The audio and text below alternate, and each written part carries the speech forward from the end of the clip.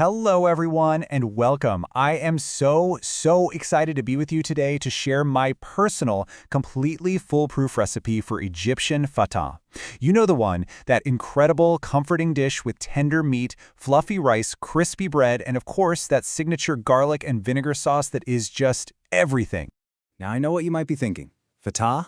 At home? It sounds like a lot of pots and pans, a lot of steps, and maybe a little bit of kitchen chaos.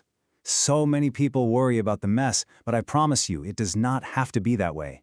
Okay, let's dive into this. I have spent a lot of time streamlining this whole process, and I've broken it down into a super simple, totally manageable method that's going to make you feel like a rock star in your own kitchen. I'm talking no stress, just amazing flavor. So here's how we're going to do it, in 6 clear stages. We'll start with the foundation, the absolute soul of the dish, the meat and that incredible broth. Honestly, the secret to a mind-blowing focaccia is the broth. If we get this part right, and we will, everything else just falls perfectly into place. So let's get started on making it rich and deeply flavorful.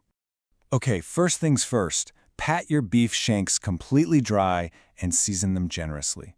Now, this next part is crucial, the sear. Get a pot nice and hot with some ghee and a few pieces of mastic gum for that authentic aroma. Lay your meat in there and listen to that sizzle. Don't touch it. Let it develop a deep, beautiful golden brown crust. That's where all the flavor starts. Once it's seared on all sides, we'll get our aromatics in there. And these are the classic aromatics I always use. Just a quick little tip from my kitchen to yours. Go easy on the cardamom and the celery. They have strong personalities, and you want them to support the beef, not steal the show.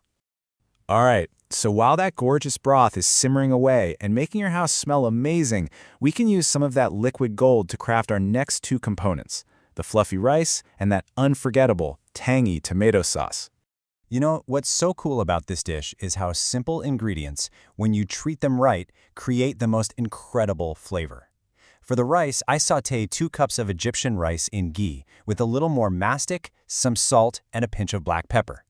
You want to toast it until every single grain is glistening and coated in that beautiful fat.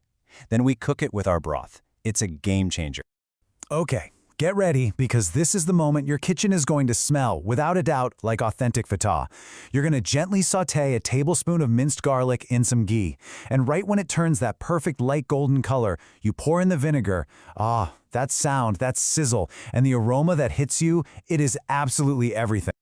The secret to a really rich, luscious sauce, it's just time.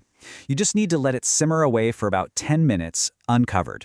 That lets it thicken up naturally and concentrates all those beautiful, tangy, savory flavors. It's that simple. And now, we've come to the part that actually gives Fattah its name and its incredible texture, the bread. We're not just going to toast it, oh no. We are going to infuse it with layer upon layer of delicious flavor. This amazing sizzle has a name. It's called the tasha, and it is the heart and soul of so much Egyptian cooking. Think of it as a flavor bomb made of garlic and vinegar, and we're about to use it to take our bread from just plain good to absolutely unforgettable. And here's another little pro tip for you. Make that tasha in the very same pan you seared the meat in. All those little brown bits stuck to the bottom of the pan, they're going to lift right up into the vinegar, adding this deep, meaty flavor. Tasha toasted bread right in there. And for a little something extra, I love to add a spoonful or 2 of our tomato sauce at this stage too.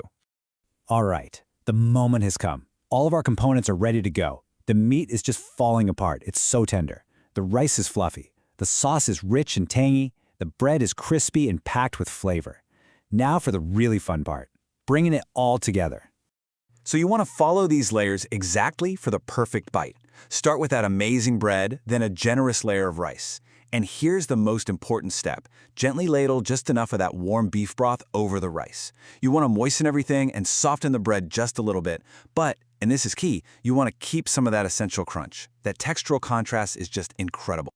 Now, the classic Fattah is, of course, a masterpiece. But if you're cooking for a special occasion or you just want to make something truly spectacular, I've got a fantastic little upgrade for you. Instead of the simmered beef, you can serve your Fattah with lamb shanks that have been slow roasted until they are just meltingly tender, literally falling off the bone. It is a true showstopper. And it's so simple. You just mix all these ingredients into a paste, slather it all over the lamb shanks, and then roast them low and slow on a bed of vegetables for about 2.5 hours. let me tell you, the pan juices you get from that are pure gold drizzled over the rice. And there you have it, a perfect, beautiful plate of Egyptian Fattah made with love and with my foolproof step-by-step method. See? It looks so impressive, but it's totally something you can do at home. I mean, really think about that first spoonful. You get the fluffy rice, the tangy sauce, the savory meat, and that perfect bread. Some of it is soft and soaked in flavor. Some of it still has that little crunch. This isn't just a meal, it's an experience. This is why we cook, right? To create these wonderful, lasting memories around the dinner table. So now that you have my method, the best part begins. You get to make it your own. Do you like your bread extra crispy? Or do you like it soft and soaked in all that broth? Maybe you want a little extra garlic in your sauce. It's all up to you. I really hope you give this a try and enjoy every single bite. Happy cooking!